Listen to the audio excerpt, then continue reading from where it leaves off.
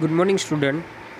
ગઈકાલે આપણે external structure of અથવા તો થેલસ સ્ટ્રક્ચર ઓફ સરગાસમ એવું સ્ટાર્ટ કરેલું હતું કે જેમાં ત્રણ વસ્તુ મેઇન આવેલી હોય. એક મેઇન એક્સિસ, બીજું લીવ્સ લાઇક બ્રાન્ચીસ અને બ્લેડર, એર બ્લેડર. તો એની રચના આપણે જોઈએ. સૌથી પહેલાં ડાયાગ્રામમાં જોઈ લઈએ તો કે વચ્ચેનો ભાગ છે મેઇન એક્સિસનો છે, સાઈડમાં લીફ લાઇક બ્રાન્ચીસ આવેલા હોય અને એર બ્લેડર આવેલા હોય.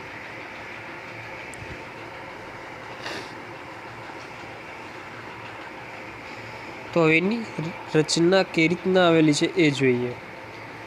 The holdfast is discoid or warty structure with the thallus remain attach to the substratum. એટલે કે જે પણ થેલસ સ્ટ્રક્ચર હોય એ થેલસ સ્ટ્રક્ચર સબસ્ટ્રેટમ સાથે અટેચ થયેલું જોવા મળે. In some species the holdfast is stolon like structure જોવા મળે. The main axis or stem is erect, એટલે ઉપરની તરફ ગ્રો થયેલું જોવા મળે.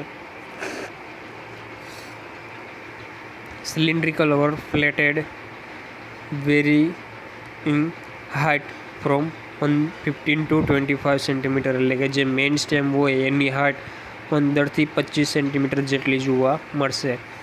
But sometime it attains the height more than a metres in Sargassum ફિલિપેન્ડ્યુલામાં 1 મીટર જેટલી સ્ટેમની હાઇટ જોવા મળે. મેઇન એક્સિસ એટલે કે જે વચ્ચેનો એક્સિસ છે એ એક્સિસની હાઇટ સરગાસમ ફિલિપેન્ડ્યુલામાં 1 મીટર જેટલી જોવા મળશે. The main axis bear a large number of primary laterals અથવા તો યુ કેન સે લીફ જોવા મળશે. It arrange a સ્પાઇરલી ફાઇલોટેક્સિસ. ફાઇલોટેક્સિસ એટલે કે arrangement of leave on stem. એટલે કે આ સ્ટેમમાં લીવ્સ કઈ રીતના ગોઠવાયેલા છે તો એને ફાઇલોટેક્સિસ કહેવામાં આવે. તો એ સ્પાઇરલ આકારે ગોઠવાયેલા જોવા મળશે.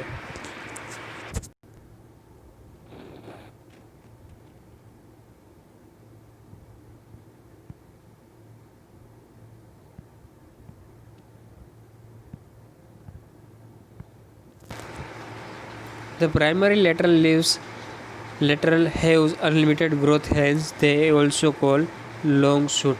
એટલે કે જે મેઇન એક્સિસ હશે એનો ગ્રોથ અનલિમિટેડ જોવા મળશે. The main axis as well as primary lateral bears leaf like branch, એટલે કે લીફ જેવી બ્રાન્ચ જોવા મળશે. Known as secondary lateral means જે મેઇન એક્સિસ છે, મેઇન એક્સિસને પ્રાઇમરી લેટરલ કહેવામાં આવશે અને જે લીફ લાઇક બ્રાન્ચ છે લીફ લાઇક બ્રાન્ચને સેકન્ડરી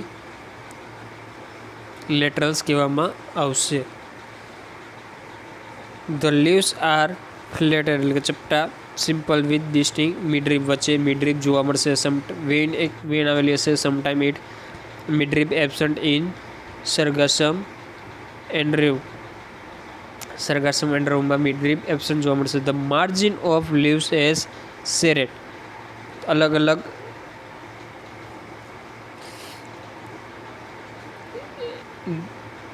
ડેન્ટેટ ઓર એન્ટીર લીફ માર્જિન. આ ત્રણ લીફ માર્જિનના પ્રકાર છે જે આપણે સેમ 2માં leaf shape, leaf margin, leaf apex એવા ટોપિક છે તો એમાં આ ત્રણ આવેલું છે. તો એ આપણે સેરેટ એટલે કે સિમ્પલ વેવ લાઇક, આ રીતના સિમ્પલ વેવ લાઇક માર્જિન એને સેરેટ કહેવામાં આવે. ડેન્ટેડ એટલે કે આ રીતના લીમડામાં જે રીતના આવેલી હોય એવી ડેન્ટેડ, અને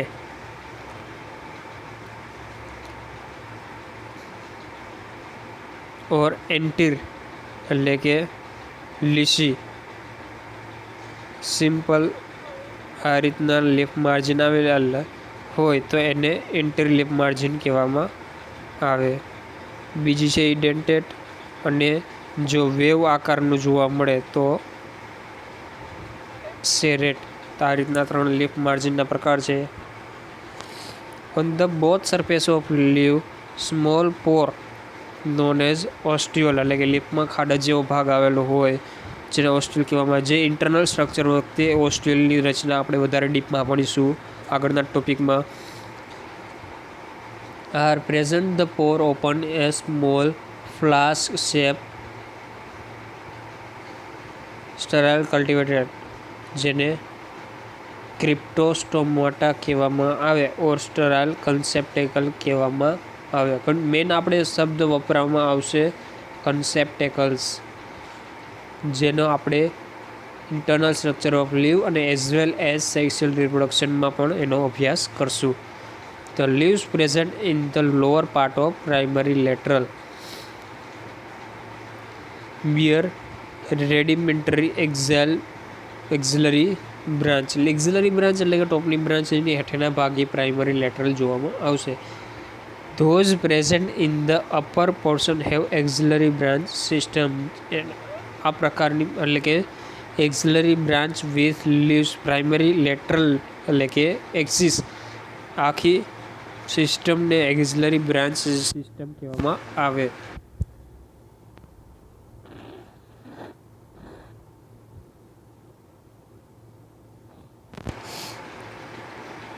One or more basal member of the axillary branch modified into globular spherical air bladder, એટલે કે ગોળાકાર, સ્ફેરિકલ મીન્સ ગ્લોબ્યુલર ગોળાકાર એર બ્લેડર જેવી રચના આવેલી હશે. The air bladder are filled with air, એટલે કે એની અંદર એર આવેલી હશે, જે શું કરશે તો કે help the plant floating by increase buoyancy, એટલે કે જેમ ફુગ્ગો છે પાણીમાં તરી શકે એ જ રીતના એર બ્લેડરમાં પણ પાણી ભરેલું એર ભરેલી હોય એટલા માટે થઈને એ પાણી માથે આખા પ્લાન્ટને ફ્રી ફ્લોટિંગ કરાવી શકે. પ્લાન્ટને સપાટી ઉપર તરતું રાખવા માટે એર બ્લેડરની રચના આવેલી હોય છે. In some species the air bladder terminate into leaf, એટલે કે ઘણી સ્પીસીસમાં એર બ્લેડર છે એ લીફમાં કન્વર્ટ થયેલા જોવા મળે. According the some algologists, the air bladder help in respiration, એટલે કે વાત વિનિમય, બહારથી કાર્બન ડાયોક્સાઇડ લેવો અને ઓક્સિજન મુક્ત કરવો. આ વાત વિનિમય રેસ્પિરેશનની શ્વાસોશ્વાસની પ્રક્રિયામાં એર બ્લેડર હેલ્પ કરે. The subsequent member of the axillary branch system develop into long repeatedly branched cylindrical or flatted structure called receptacles. Axillary branch ઉપર રિસેપ્ટેકલ્સ એ પણ આપણે ઇન્ટરનલ સ્ટ્રક્ચર ઓફ લીવ્સ અને ઇન્ટરનલ સ્ટ્રક્ચર ઓફ સેક્સ્યુઅલ રિપ્રોડક્શનમાં આવશે. The receptacle bear reproductive organ, sexual રિપ્રોડક્શનમાં receptacle વિશે આવશે. The specially flask shape structure. Conceptacle અને રિસેપ્ટેકલમાં ઝાઝો ફરક નથી. કન્સેપ્ટેકલ છે એ સ્ટરાઇલ જોવા મળે, એટલે કે એમાંથી કોઈ પણ જાતનું રિપ્રોડક્ટિવ ઓર્ગન પ્રોડ્યુસ થશે નહીં, પણ એ જ શેપનું, ફોર એક્ઝામ્પલ આ રીતના ફ્લાસ્ક શેપ જોવા મળશે બંને.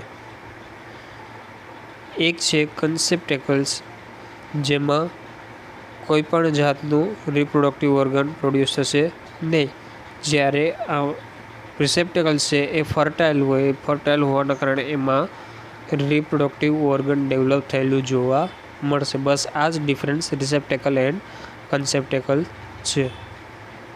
તો આવતીકાલે internal structure of main axis, internal structure of leave, main axis અને એર બ્લેડર જોશું. અહીંયા રાખી. Thank you.